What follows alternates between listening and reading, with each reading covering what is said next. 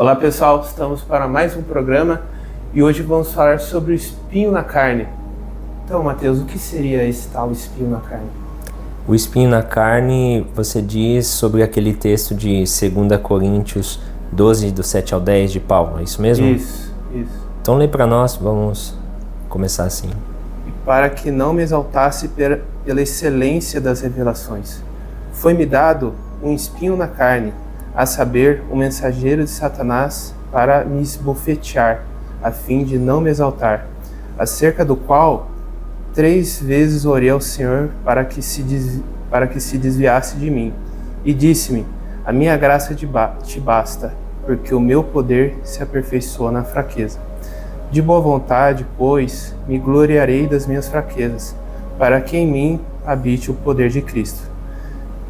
Pelo que sinto prazer nas fraquezas, nas injúrias, nas necessidades, perseguições, angústias por amor de Cristo, porque quando estou fraco, então sou forte.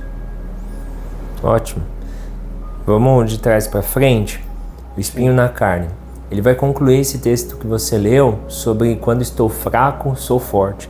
Então, independente do que seja esse espinho na carne de Paulo, né, é uma fraqueza.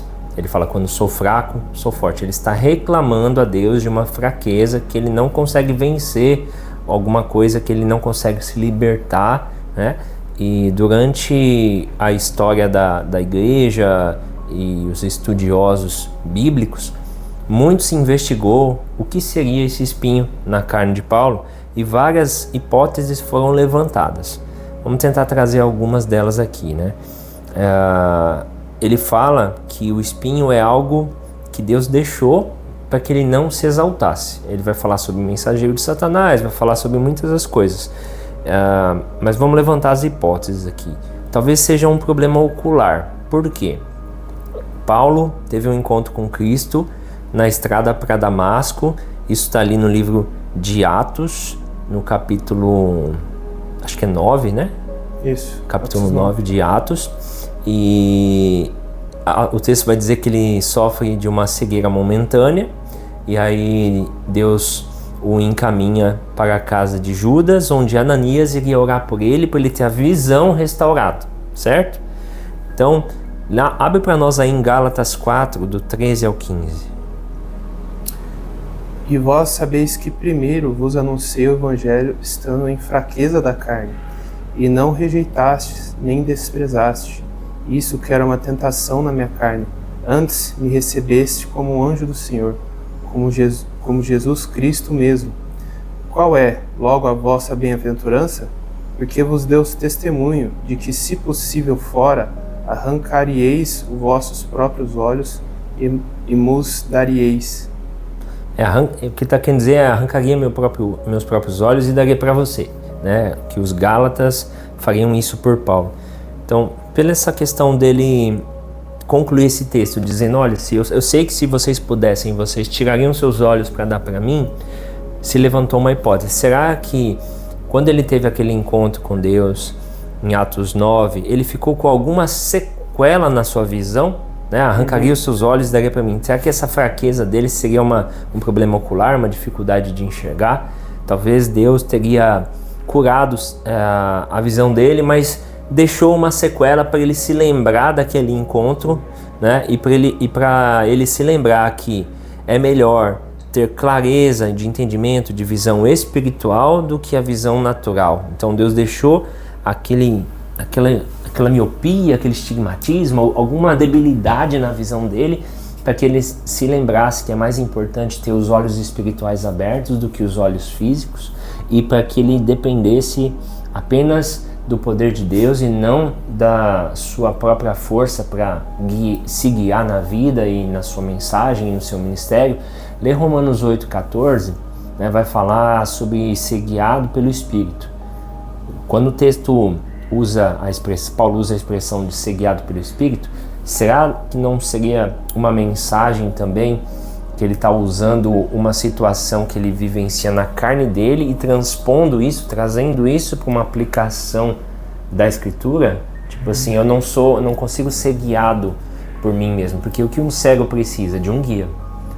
né? Muitos cegos têm o quê? Tem um cachorro, um cão guia que ajuda ele. Ou ele vai atravessar uma rua, ele para na faixa e pede, fica ali esperando alguém pegar no braço dele e conduzi-lo para o outro lado da rua, né? Então um cego precisa de um guia. E aí Paulo vai falar, né? Os verdadeiros filhos de Deus são guiados pelo Espírito.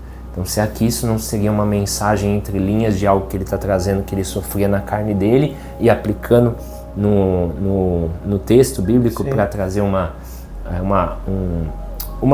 como se fosse um exemplo prático daquele que ele vivia na carne, mas para a vida espiritual? Leia para nós. Porque todos os que são guiados pelo Espírito de Deus, esses são filhos de Deus. Então ele não era mais guiado, talvez, pela sua própria força, pela sua visão natural, mas pela visão de Deus, pela força de Deus. E talvez ele usasse essa expressão exatamente porque ele tinha algum problema de se locomover sozinho. E ele usa a expressão guiado pelo Espírito para dizer uma fraqueza que ele tinha na carne, que não dependia mais da questão da força da carne, mas de Deus, porque a carne dele tinha ficado debilitada. Talvez um problema ocular. Existem alguns trechos também que Paulo está escrevendo, ele fala, escrevo em letras garrafais, letras grandes, justamente poderia ser por causa disso também. Ótima ilustração, exatamente. Mais um ponto para levantar essa hipótese. A gente não está falando aqui que é isso, tá? É isso. Isso é muito importante que você que assiste a gente entenda. A gente não está falando que o espinho na carne de Paulo era um problema de visão. A gente está levantando alternativas, né? O que a gente tem certeza é que era algum tipo de fraqueza. E a gente vai levantar aqui algumas hipóteses, né? Então a primeira hipótese aqui seria uma fraqueza ocular. Aí a gente pode trazer mais algumas alternativas. O próprio Atos 9, o que aconteceu com Paulo? Uma luz bateu nele e ele caiu ao chão, né? E ele perdeu a sua consciência talvez temporariamente, depois retomou, teve uma experiência com Deus. Isso não parece muito um ataque epilético? A pessoa do nada tem um surto, cai no chão, se bate e... Então existe uma alternativa que ele sofria de epilepsia. Ele não tinha uma confiança de que está tudo bem e a qualquer momento eu posso ter um surto aqui, um problema epilético aqui, um ataque epilético aqui. Então, talvez seria uma epilepsia, um espinho na carne de Paulo. Sim. Ainda dentro do campo dos problemas físicos e das doenças, poderia ser uma malária. A gente sabe que Paulo fez 3 viagens missionárias e a malária é uma doença que quanto mais tu viaja para lá e para cá, mais chance você tem de contrair. Sim. É uma doença que os viajantes correm um risco, né? E Paulo ficou indo para lá e para cá, né? 3 viagens missionárias, ele era de fato um missionário. Talvez ele tenha pegado essa doença, não sei, uma outra alternativa. Pode ser ainda um problema de fala, de gagueira, que a gente tem o texto de 2 Coríntios 10:10, abre para nós. Porque as suas cartas dizem, são graves e fortes, mas a presença do corpo é fraca e a palavra desprezível. Então ele está falando que aquilo que ele escreveu, que ele colocou no papel, é forte, tem valor, mas a sua palavra, a sua apresentação pessoal é desprezível. Então será que ele não era? Será que ele não era? Não. Talvez Paulo não fosse eloquente. As pessoas acham que pelo fato de Paulo ter viajado tanto e ter escrito tantas cartas e pregado tanto e feito milagres, ele era um cara eloquente, era um exímio pregador, que nem a gente vê nos púlpitos de hoje, pessoas que dominam a oratória, né, e usam de gatilhos e sabem envolver as pessoas, tem toda uma técnica para pregar. Talvez Paulo não fosse assim, porque existe uma diferença entre coragem e eloquência.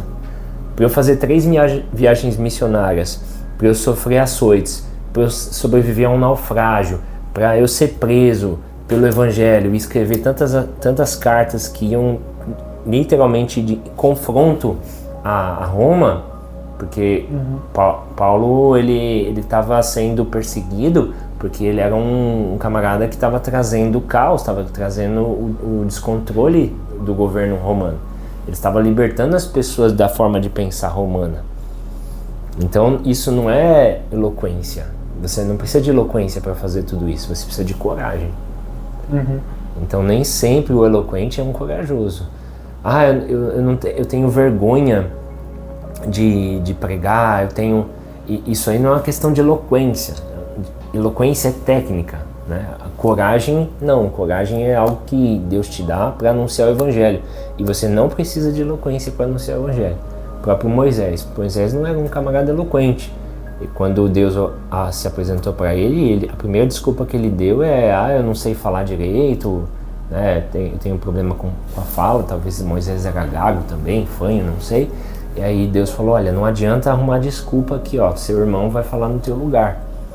Então Deus nunca chamou pessoas eloquentes, nunca chamou pessoas porque elas eram as mais capacitadas para cumprir. Aí eu vou trazer aquele velho jargão, né? Que Deus não chama os capacitados, mas capacita os chamados ou os escolhidos, né? Então Gideão era da tribo de Manassés, uma das, se não a menor, das 12 tribos, e ele era o menor da família, mais fraco da família dele, e estava trabalhando escondido de madrugada por causa dos midianitas para tentar sobreviver.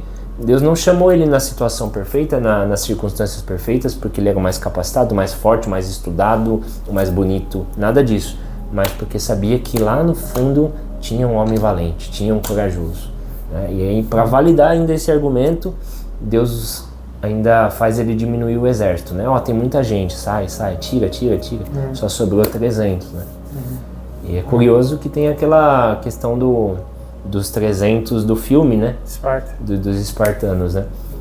Aí fica uma questão pra gente investigar, trazer um estudo a respeito disso, se tem alguma conexão ou não dessa questão, né?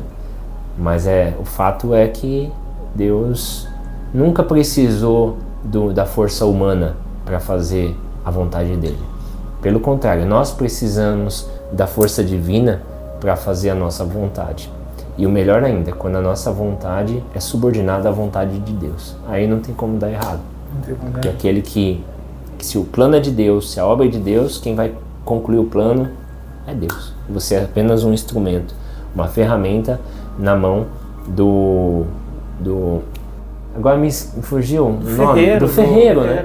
Do ferreiro, mas tem um outro nome, né? Tem. Você é só uma ferramenta na mão de Deus, um instrumento na mão de Deus, né? E podia ser também uma artrite, uma dor crônica, a lepra, que é uma doença bem comum na época, né? Acho que Gálatas 6:17, dá uma olhada para nós, vai dar uma dica a respeito disso.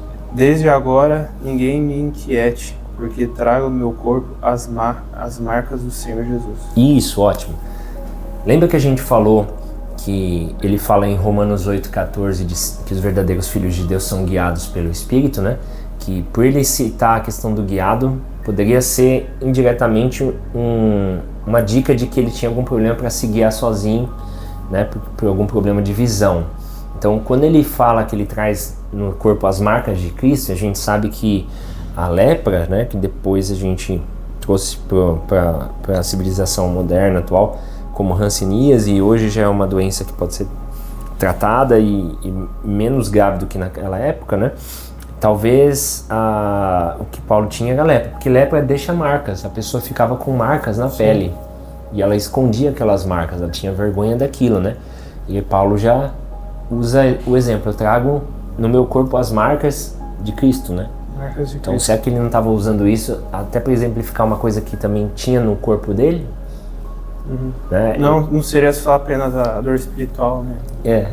Porque é uma maneira de contextualizar. Por exemplo, eu tenho um amigo pastor chamado Jailton, que ele explica o Evangelho como uma estrada. E nessa estrada há vários outdoors, né? Aquelas placas que vão sinalizando para você: olha, se arrependa, olha, negue a si mesmo, né? E ele usa o exemplo do Evangelho como uma estrada repleta de outdoors, né? E alguns outdoors são para você se manter na estrada e outros são para você pegar caminhos alternativos e sair da rota. E olha que curioso, ele trabalha com comunicação visual. Então ele usa o exemplo daquilo que ele trabalha, daquilo que ele vive para explicar o Evangelho.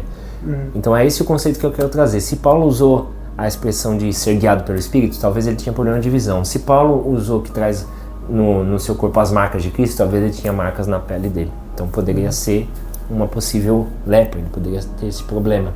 É só uma hipótese, né? E a gente tem também a questão da depressão, né, da ansiedade. Quiser abrir para nós 2 Coríntios 1:8.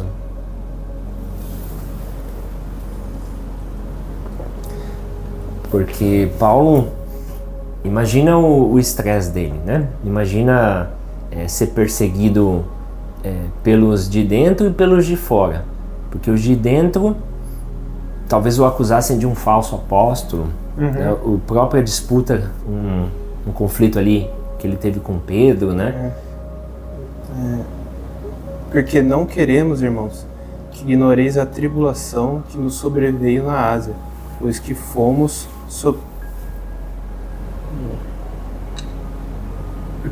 sobremaneira agravados, mais do que podíamos suportar, de tal modo que até a vida desesperamos. Então, você vê uma pressão muito grande em cima de um ser humano, uma pessoa extremamente pressionada de todos os lados, né? E aí a gente entende que Paulo tinha essa perseguição dos de dentro e dos de fora, essa perseguição à oposição. O Império Romano queria ele morto, queria ele preso. Os próprios cristãos da época, até mesmo dentro dos apóstolos, teve conflito, teve dúvidas quanto ao ministério dele, por ele ser um perseguidor. Será que esse camarada se converteu de verdade? Quem é esse camarada para falar que teve um encontro pessoal com Cristo e viu a Cristo numa estrada e tal, né? Que foi o próprio Cristo que chamou ele para ser o apóstolo, né? Quem é esse cara? Né? A gente andou com Jesus, carne e osso. Talvez os discípulos falassem. Agora esse camarada quer se colocar no mesmo nível de igualdade que a gente, como um apóstolo. Tanto que ele fala, eu sou o menor de todos, né? E aí tem textos também, 2 Coríntios 11, né? Vai falar ali no 23 e mais alguns versículos. Não precisa abrir não, senão é muita citação. Mas se você quiser, você pode acompanhar, né? Leia o livro de Coríntios inteiro, tá? 1 Coríntios, 2 Coríntios, leia todas as cartas de Paulo. Ele escreveu praticamente 66% do Novo Testamento. Olha a importância desse homem, né? No que a gente tem hoje de doutrina da fé cristã. Então, ele teve oposição de próprios cristãos, conforme ele passava em instruir igrejas em Corinto, em Éfeso, em Tessalônica, né, na Galácia, enfim.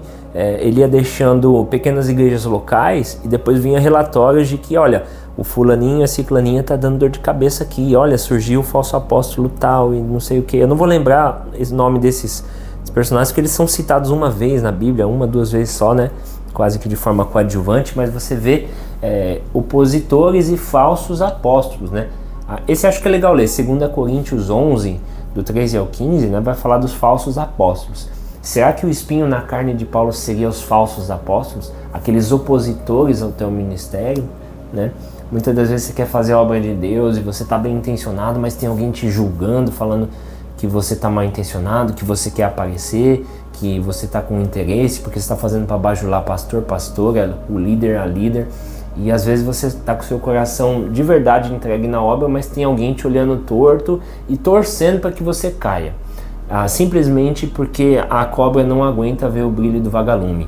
O vagalume não faz parte da cadeia alimentar da cobra, mas a cobra quer comer o vagalume porque ela fica incomodada com o brilho alheio, né? Então às vezes as pessoas elas criticam você, mas se estivessem no teu lugar não fariam metade do que você está disposto a fazer, né? Então a gente tem que tomar cuidado para quando estamos numa posição de linha de frente num trabalho dentro da igreja, enfim, ou até mesmo num trabalho profissional na escola, né, para não se vangloriar, né, e ter a misericórdia, entender também que as pessoas sofrem desses pecados e orar pelo nosso irmão que às vezes está se opondo, para que Deus o converta e ele se torne um apoiador e te ajude, né? Leia para nós. Porque tais falsos apóstolos são obreiros fraudulentos, transfigurando-se em apóstolos de Cristo. E não é maravilha, porque o próprio Satanás se transfigura em anjo de luz. Não é muito, pois, que os meus ministros se transfigurem em ministros de justiça, o fim dos quais será conforme as suas obras. Então o texto deixa bem claro que existiam falsos apóstolos, falsos mestres sendo levantados, e ele vai mencionar que o próprio Satanás se transfigura de anjo de luz, né? Não é maravilha. Que seja uma oposição, né? Dentro da próprio corpo da igreja ali, uma força maligna atuando por trás, dentro da igreja, dentro da obra, para atrapalhar a obra verdadeira, genuína. Então talvez o espinho na carne de Paulo seja essa oposição do lado de dentro, porque a gente se chateia com a oposição do lado de fora, mas é muito pior quando ela é do lado de dentro, porque você, poxa, eu tô fazendo tudo pela pessoa, tô fazendo o melhor, tô doando minha vida aqui pela esse grupo, essas pessoas e ninguém me reconhece, ninguém dá valor e ainda fica se opondo, querendo atrapalhar, né? Então isso traz um desgosto muito grande na vida da pessoa, né? E a gente já citou também ali na questão do problema de fala, da gagueira, né? 2 Coríntios 10:10, pode ser apenas a fraqueza dele seja essa chateação de que quando ele fosse falar, quando ele fosse se expressar, ele talvez era um camarada debilitado que não tinha muita expressividade na sua fala, mas o valor estava no conteúdo do seu discurso e não na oratória do seu discurso, né?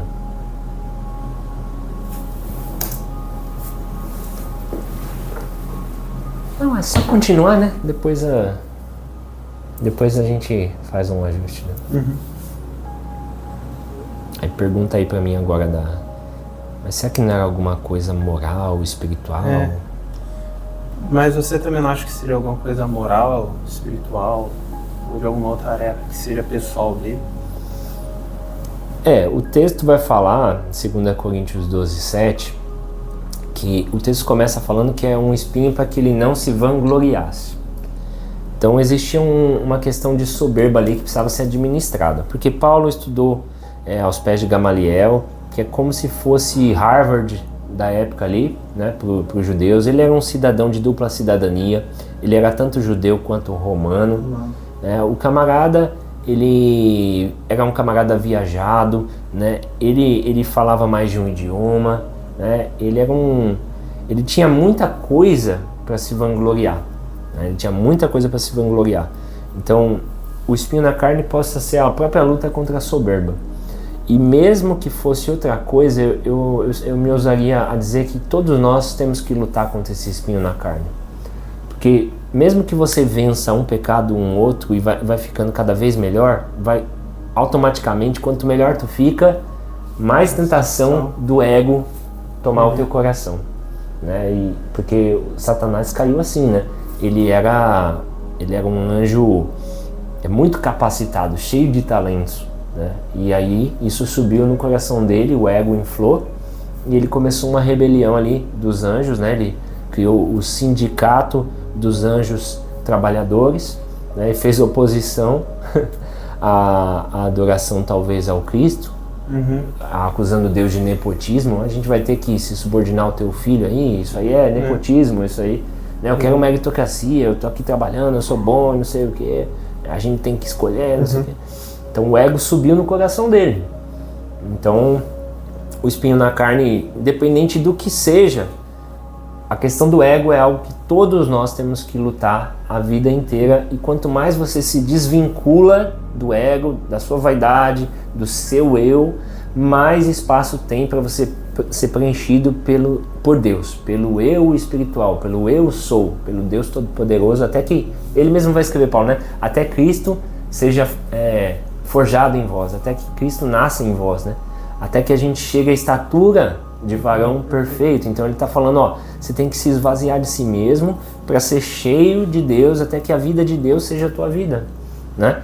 Então poderia ser uma questão de soberba. E também agregando também a isso, tem o livro do C.S. Lewis, Uma Carta do Demônio ao Seu Aprendiz, que é o tio ensinando o sobrinho como a tentar as pessoas, né? Quando ele vai falar do pregador, ele fala que o demônio tio fala assim, ensinando pro sobrinho, para você desviar um pregador, você não precisa jogar mulheres, dinheiro, às vezes na vida dele. É só você fazer ele pregar bem e se orgulhar disso ao ponto que ele caia no próprio ego. Exatamente. Então, toda vez que você sobe no altar, no púlpito, vai falar, se você for numa posição de humilhação, de cabeça baixa, a chance de você descer com a cabeça erguida e exaltada é maior. Agora, se você sobe na tribuna, no altar, com o queixo para cima, cheio de convicção, cheio de si, tu vai descer com a cabeça baixa humilhado, porque Deus, ele abate o soberbo e exalta o humilde, né? Então, é sempre assim, é assim que funciona, né? A humildade, né? A palavra diz, né, que o temor ao Senhor é o princípio da sabedoria. A gente tem que entender que nada vem de nós, que nós somos falhos, nós somos pecadores e dependemos 100% de Deus. Você pode ter a melhor oratória, você pode ter o melhor sermão, mas se ele não for mergulhado em lágrimas no secreto, se o óleo de Deus não descer sobre a tua cabeça, tuas palavras serão palavras soltas ao vento sem poder, são palavras vãs, né? Porque às vezes um Jesus te ama cheio da presença de Deus pode quebrar, né, um aguilhão, uma corrente que está prendendo o entendimento do evangelho na cabeça de alguém e libertar a vida de alguém, muito mais do que um sermão tão complexo e cheio de informações, citação do grego, do romano e às vezes é vazio porque o pregador não está cheio. O sermão está cheio de coisa, mas o orador, o pregador, aquele que está transmitindo a mensagem, está vazio. Então o mais importante é você estar cheio do que você tem um sermão cheio de coisa, né? Então o ego é sempre uma grande batalha, né? E quantos pastores e cantoras a gente já não viu caindo assim, né? E não é só dentro do meio cristão, evangélico, sei lá o quê. Isso é uma regra de vida, né? A pessoa que se acha, que deixa subir para a cabeça, ela vai, em um momento ou outro, ela vai cair no próprio pé, vai tropeçar. Ela vai estar sedenta, está destinada ao fracasso. A humildade é o princípio, né, da sabedoria. Eu tenho que estar sempre aberto de que sempre vai ter alguém melhor que eu, que vai ter mais dinheiro que eu, mais inteligente. Então eu tenho que estar aberto para receber, para aprender. Ninguém é sábio, inteligente o suficiente que não possa aprender nada com alguém. Então a gente sempre tem algo para aprender. E ninguém é leigo demais para que também não possa ensinar alguma coisa. Então a gente tem que ter sempre esse princípio da humildade, né? E pode ser também uma questão sexual, né? Eu acho que, não sei se a gente já mencionou isso, mas é um fato bem interessante. Se você vê, Paulo menciona a questão da sexualidade em 1 Coríntios, em 2 Coríntios. Em 1 Coríntios ele fala no capítulo 5, no 6, no 7, né? Ele vai falar também em Gálatas, em Tessalonicenses, em Colossenses. Você vê Paulo em Romanos, até em Romanos no capítulo 1, né? Ele vai falar ali, né, sobre que desviaram a adoração do Deus original a formas humanas, e ele vai falar, né, que Deus entregou a impureza e não sei o que. Então ele fala muito sobre a sexualidade, e por ele falar tanto sobre isso, será que é porque é algo que ele sofria na pele, essa dificuldade? Será que é algo que Deus tratou nele para ele poder curar as pessoas? Então normalmente Deus levanta alguém para tratar, ajudar na obra, né, no chamado, com a questão da libertação das drogas, alguém que um dia já foi liberto, já passou por essa dificuldade e foi liberto nisso. Então, por Paulo falar tanto da questão sexual, será que ele não teve alguma dificuldade, um problema superado, ou até mesmo ele tinha que lutar contra isso? Era um espinho na carne dele que ele tinha que viver nessa negação durante toda a vida, a obra e o ministério dele. Ele fala, poxa, eu sou bom nisso, mas eu tenho esse desejo oculto, eu tenho essa fraqueza, e isso me esbofeteia dia e noite e não me deixa ensoberbecer, porque no fundo as pessoas podem nem ver, mas eu sei o que passa dentro do meu coração, dentro da minha mente. E talvez seja uma questão relacionada à sexualidade, né? Ali, lê aí para nós 1 Coríntios 7, do 1 ao 5. Agora, meus irmãos, vou tratar das perguntas que vocês fizeram na última carta. É bom que o homem não toque mulher, geralmente. Porém, é melhor ser casado, todo homem tendo sua própria esposa, e cada mulher tendo seu próprio marido, por causa da imoralidade. Isso, tá bom até aí. Olha só, ele fala, é bom que o homem não toque em mulher. Olha que radical que ele é. Se ele chegou a esse ponto de falar, é bom que nem toque em mulher, talvez ele era um taradão, cara. Taradão. Desculpa falar na franqueza, que ele fala, cara, é melhor nem toque, entendeu? Talvez era uma fraqueza que era muito forte nele, a fraqueza era muito forte nele, né? E por ele reconhecer essa fraqueza, então o poder de Deus se aperfeiçoava nele, né? Ele chega a falar, nem toque. Então assim, esse extremismo talvez revele de forma indireta que fosse talvez essa a dificuldade dele, né? E ele vai falar sobre sexualidade, sobre tentação de impureza sexual em vários outros livros, né? E o desejo carnal talvez fosse uma batalha dentro dele, né? Muito forte, né? E é interessante quando a gente fala também de desejo carnal, de sexualidade, existem algumas interpretações que eu quero trazer aqui, que a maioria das vezes a palavra é porneia, quando está falando de impureza sexual, sim, problemas de tentação de ordem sexual. Ele está falando de você exercer o sexo, né, distante do amor, o sexo apenas pelo sexo, o sexo apenas por uma questão instintiva. E isso não tem a ver com homossexualidade ou com heterossexualidade, né? Porque não tem um versículo na Bíblia que diz assim: bem-aventurados os heterossexuais que herdarão o reino dos céus. Certo? Existem sim versículos que vão falar da questão da imoralidade sexual, né, e tudo que envolve esse universo, mas a gente não pode colocar isso como o maior dos pecados e a heterossexualidade num pedestal como se fosse algo que, poxa vida, a pessoa é hétero, ela é perfeita, ela só tem um probleminha aqui e outro lá, porque a heterossexualidade é a chave que abre os portões celestiais e a pessoa que é hétero tá salva automaticamente. E se a pessoa tem um desejo homossexual, tem um desejo compulsivo por sexo, que a pessoa pode ser heterossexual, mas ser uma pessoa adúltera, ser uma pessoa de masturbação, ser uma pessoa cheia de pensamentos errados. Ninfomaníaco,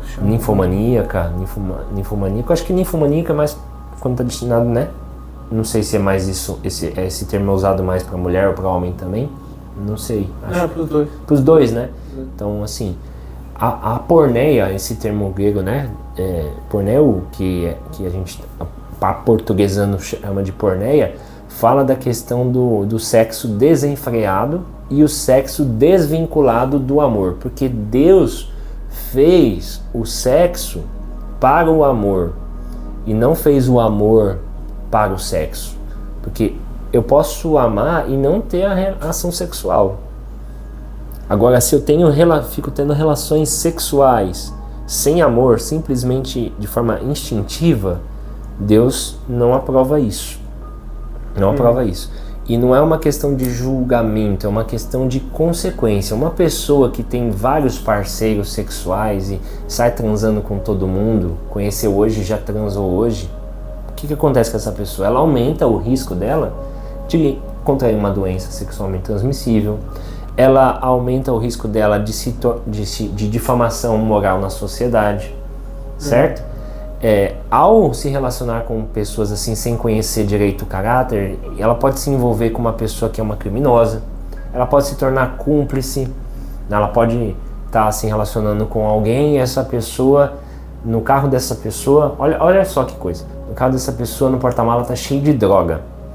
Ela não sabe, ela não tem nem noção disso. Aí paga uma blitz sem querer e você tá junto com essa pessoa com o carro cheio de droga dentro do carro. Você é conivente, tu tá junto ali. Tá na hora errada, no lugar errado, com a pessoa errada.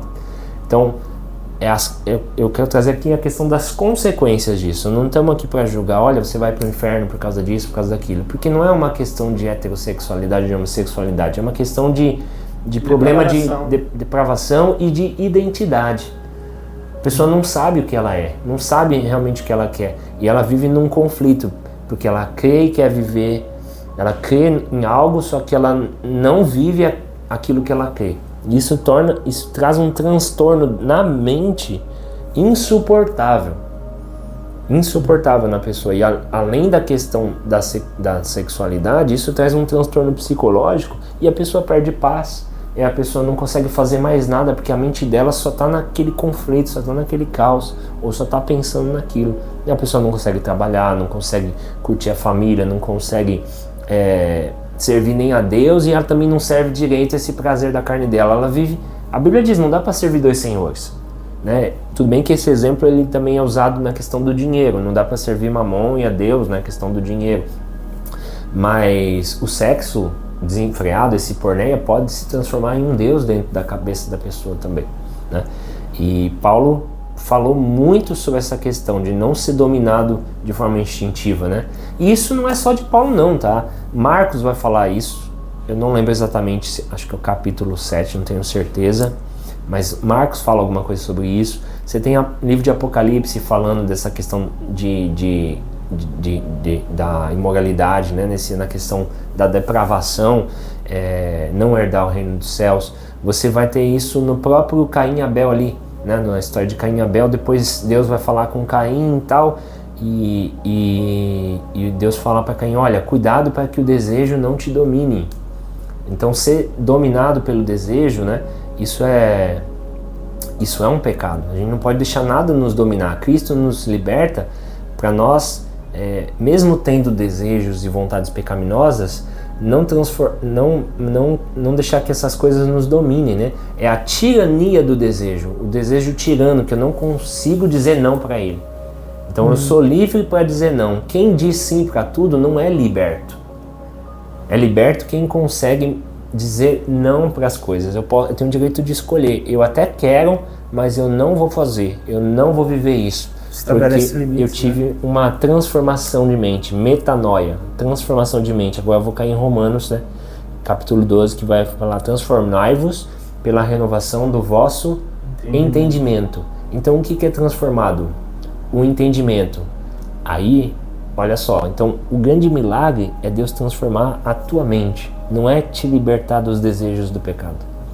Agora eu posso ter os desejos do pecado, mas eu tenho uma mente transformada. Então com a mente transformada eu falo, não, eu quero, até gosto, vai ser bom no sentido de prazeroso, mas eu tive a mente transformada pelo entendimento da Escritura e eu sei que há algo melhor para mim, e eu não sou mais subjugado por esse desejo, eu sou liberto em Cristo Jesus. Então eu consigo dizer não para isso e subordinar a minha vida, a minha carne, à vontade do governo do Espírito.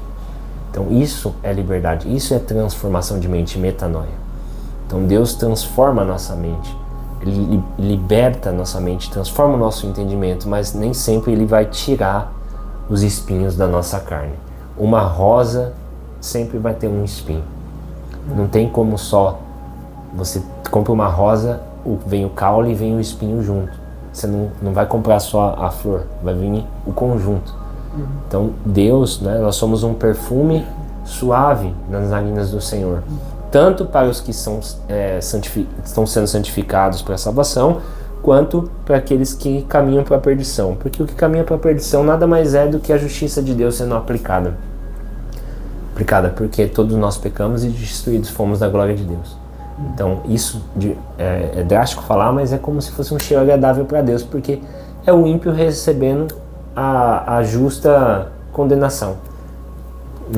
Eu não sou salvo porque eu mereço, você não é salvo porque merece, ninguém será salvo porque merece, mas é pela graça de Deus, né? E o que está sendo santificado também, isso exala um bom perfume para o Senhor. Por isso que ele vai dizer lá no 2 Coríntios 12, do 7 ao 10, 12 lá, né?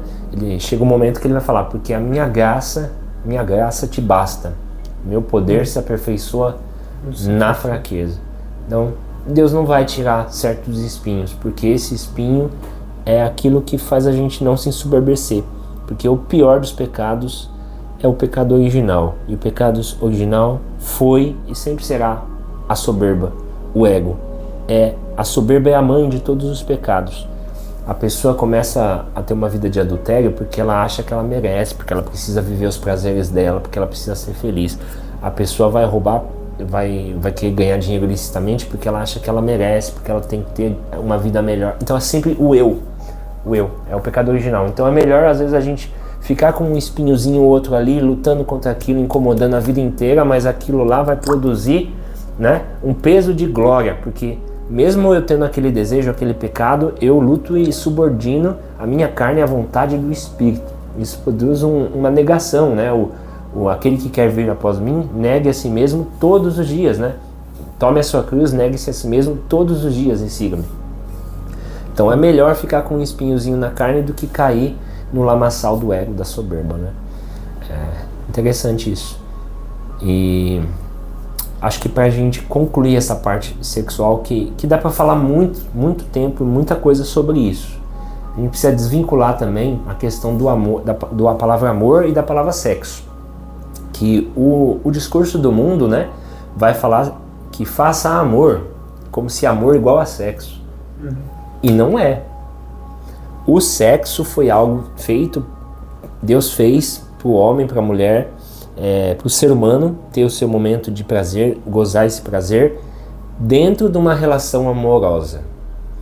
Mas não necessariamente toda relação amorosa tem que ter sexo. Então falar amor igual a sexo é um grande erro e uma mentira para suavizar e dar um aval, tipo a vida sexual desregrada. Estou amando, estou fazendo amor, estou vivendo estou sendo feliz. Não, o sexo foi feito para ser desfrutado com a pessoa que se ama.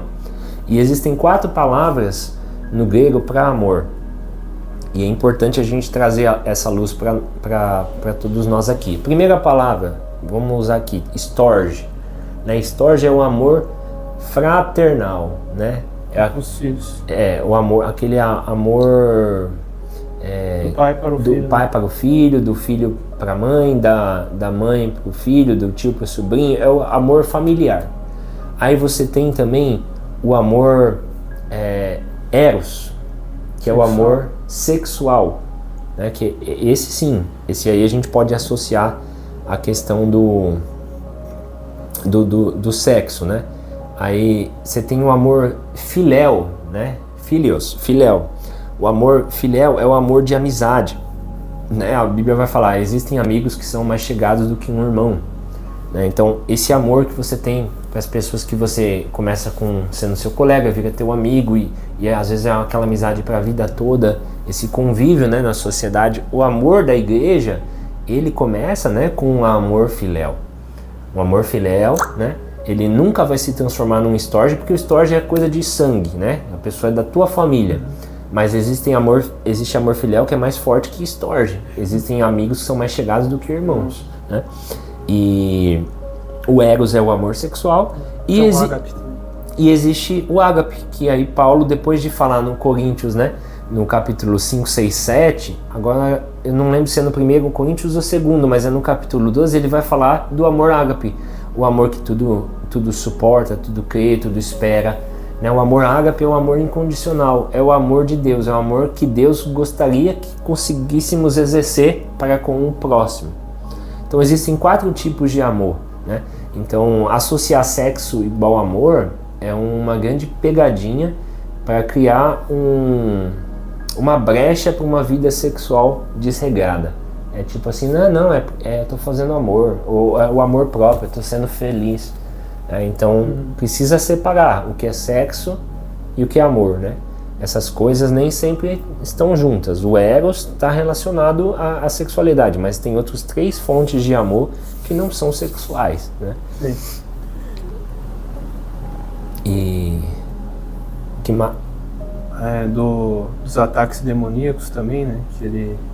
De Efésios 6:12, porque não temos que lutar contra a carne e o sangue, mas sim contra os principados e contra as potestades, contra os príncipes das trevas desse século, contra as hostes espirituais da maldade nos lugares celestiais, que seria o pecado de maneira geral? Poderia assim dizer, né? Esse texto é interessante porque Paulo vai falar lá no texto que a gente começou a leitura, 2 Coríntios 12, do 7 ao 10, né? Que é um mensageiro de Satanás que vem para esbofetear ele, e ele pede a Deus para tirar esse mensageiro 3 vezes e enfim, depois ele vai falar da fraqueza, o poder se aperfeiçoa. A palavra mensageiro, né, que é melek, né, ela pode ser traduzida como anjo ou como mensageiro. A palavra original em grego é essa, melek, né? Pode ser anjo ou pode ser mensageiro. Então, quando fala que é um mensageiro de Satanás, pode ser tanto um demônio, um anjo caído, uma batalha literalmente espiritual, uma coisa que não é natural, que ele luta isso no espírito contra esse mensageiro que vem acusar ele. Pode ser aquilo que a gente já levantou, uma oposição dentro de casa, pode ser uma oposição dentro da igreja, um falso apóstolo, um membro problemático da comunidade de fé ali que ficava a todo instante querendo descredenciar o ministério dele, né? Pode ser as próprias perseguições romanas sobre a vida dele, né? Pode ser uma culpa, pode ser alguma lembrança ou alguma fraqueza dentro dessas que a gente falou de ansiedade, de alguma coisa relacionada à mente. Então, quando a gente fala que é um mensageiro de Satanás, né, é um mensageiro de Satanás, então não é o Satanás, mas é alguma coisa de ordem maligna, né? Então, tipo os falsos profetas, né? Pode ser tudo, porque tudo isso vem do maligno, porque o maligno vem para acusar, ele é o acusador, né? Então, e Paulo vai falar que a luta não é contra a carne e nem contra o sangue, mas contra potestades, hostes espirituais.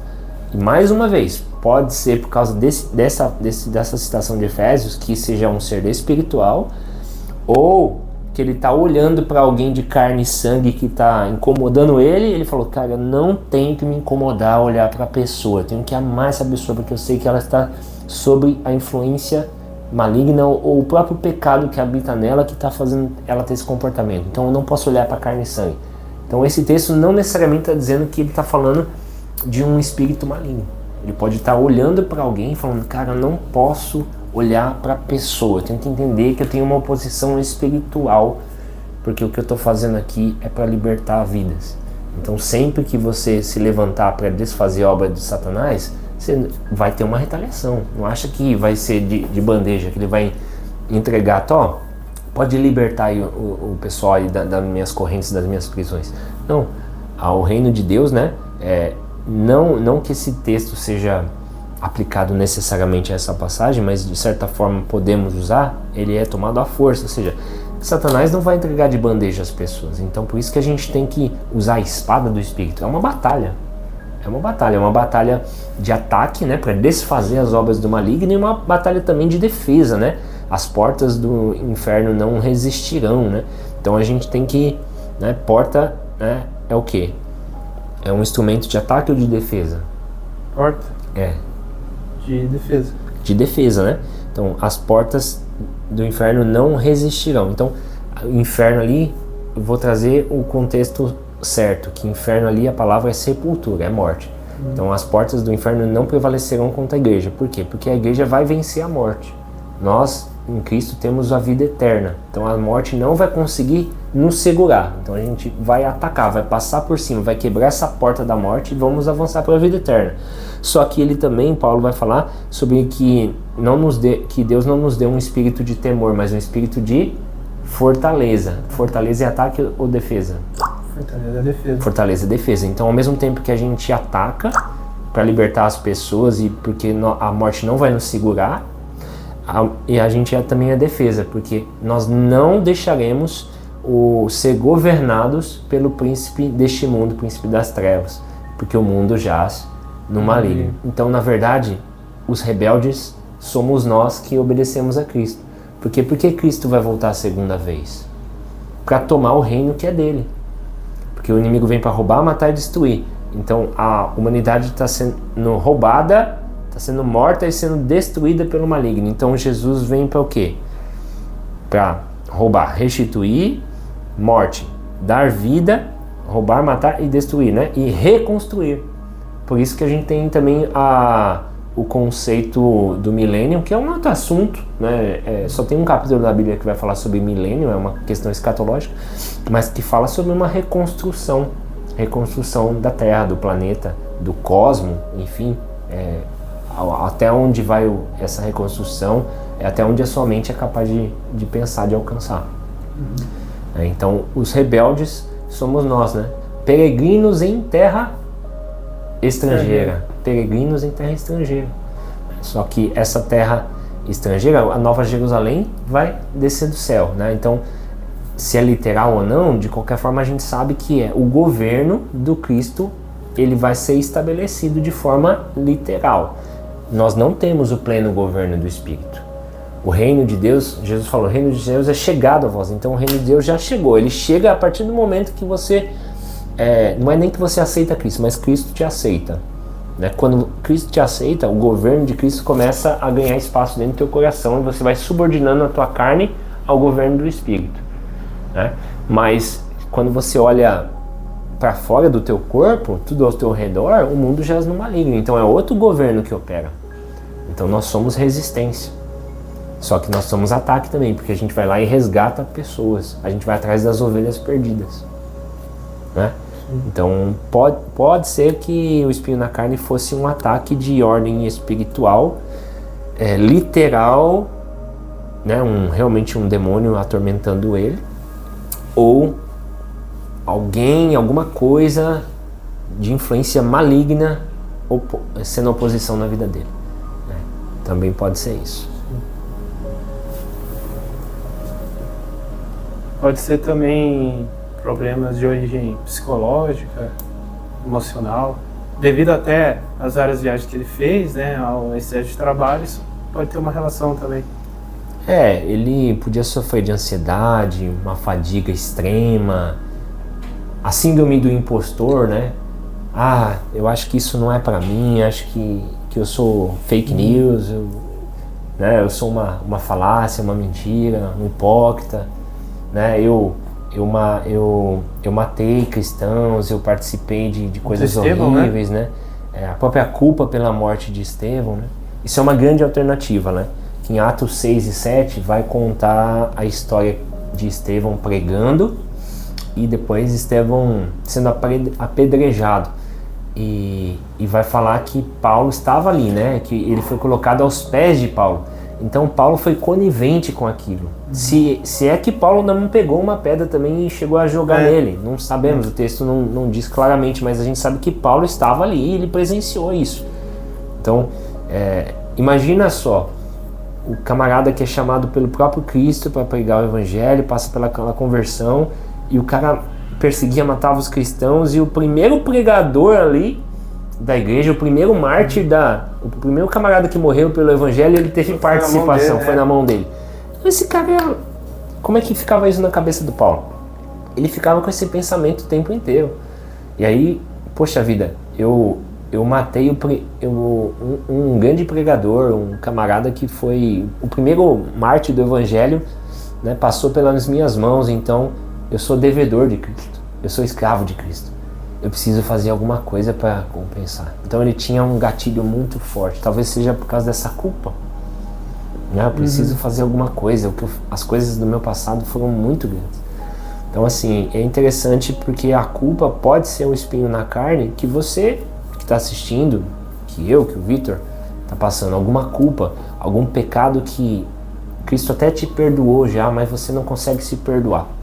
E se você não se perdoar, não adianta nada Cristo ter te perdoado, porque você gera a própria condenação em si mesmo. Você precisa liberar isso.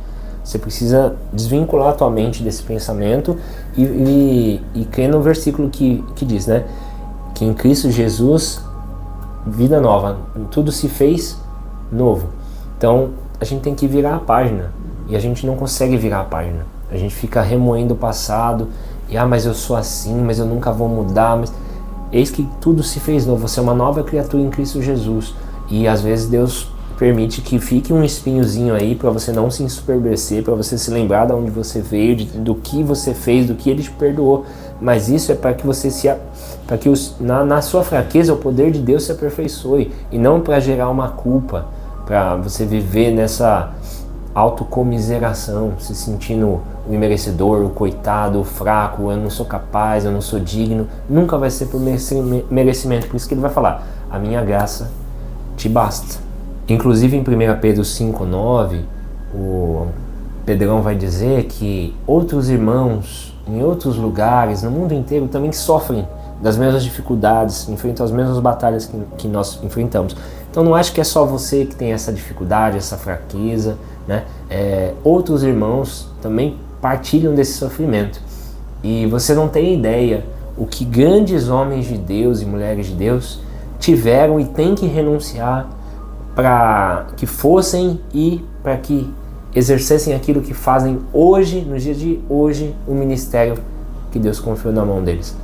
Então assim, quanto maior a nossa renúncia, mais espaço vai ter nesse vaso para Deus derramar o azeite e você ser cheio. Paulo vai escrever que nós somos vasos de barro carregando algo precioso. Mas por mais que você se esvazie, nós, nessa estrutura frágil, pecaminosa, não conseguimos comportar toda a glória e presença de Deus na nossa vida. É como se esse vaso estivesse rachado. Mesmo que Deus derramasse toda a porção em nós, ainda vazaria pelas arestas, pelas fissuras desses vasos de barro que somos. Então, creia nisso, o poder de Deus se aperfeiçoa na nossa fraqueza. A graça nos basta, a graça tem que nos bastar, né? Elimine a culpa da tua vida, seja liberto, se perdoe. Cristo já te perdoou, mas às vezes você não consegue se perdoar e você não consegue romper em qualquer área da tua vida porque você ainda tem um sentimento de culpa. E talvez a grande fraqueza de Paulo, resumindo tudo isso que a gente falou, fosse a questão do pecado em si, que é a raiz de todos os males, né? O pecado entrou no mundo em Adão, né? E somente quando Cristo voltar e fizer novas todas as coisas, esse pecado vai ser extirpado, eliminado da existência, né? Quando Cristo nos salva, né? Na verdade ele não é que ele nos salva, ele nos salvou, está salvando e salvará. É no passado, no presente e no futuro. Ele nos livra da condenação do pecado. São 3 estágios: ele livra da condenação do pecado, ele nos livra do poder do pecado, de influência sobre a nossa vida durante o processo de santificação, que ele vai trabalhando dentro de nós através da presença do Espírito de Deus em nós, e ele nos livrará no final das contas da presença do pecado, quando recebemos os corpos glorificados, e aí não teremos mais pecado. Então é um processo. Você está querendo que ser perfeito, que não tenha mais pecado na tua vida, mas não tem como enquanto você estiver nessa estrutura, nesse vaso de barro. Então liberte-se da culpa e creia que o poder de Deus se aperfeiçoa na fraqueza e que a graça de Deus nos basta. Não quer dizer, não é pretexto para viver desregadamente. Temos que lutar, é um exercício. Se você começa um treino na academia, malha um mês e para 2 semanas, já era. Você vai murchar, o músculo vai murchar, você vai perder força. Quando você voltar, vai ter que voltar mais leve, menos ritmo, menos fôlego. A mesma coisa, a gente tem que se exercitar. É um exercício, é uma corrida. Então, você vai ser forte conforme você se exercita, né? Aquele velho exemplo de qual cão vence a briga, né? Tem 2 cães, né, dentro de nós. Nós temos ali vamos usar o homem carnal e o homem espiritual. Qual vai prevalecer? O que você alimentar mais. Então era isso, pessoal. Não se esqueçam de inscrever no canal e ativar o sininho das notificações para ficar aí por dentro de mais conteúdos. Isso, e quiser deixar tua dúvida, teu comentário, também tem liberdade. Quiser deixar uma sugestão, olha, Mateus, fala sobre esse assunto, fala sobre aquele outro, tem uma dúvida nisso, naquilo. Conforme a gente for evoluindo nos conteúdos, a gente vai trazendo as respostas para vocês, tá bom? Deus abençoe e que a paz esteja com você. Amém.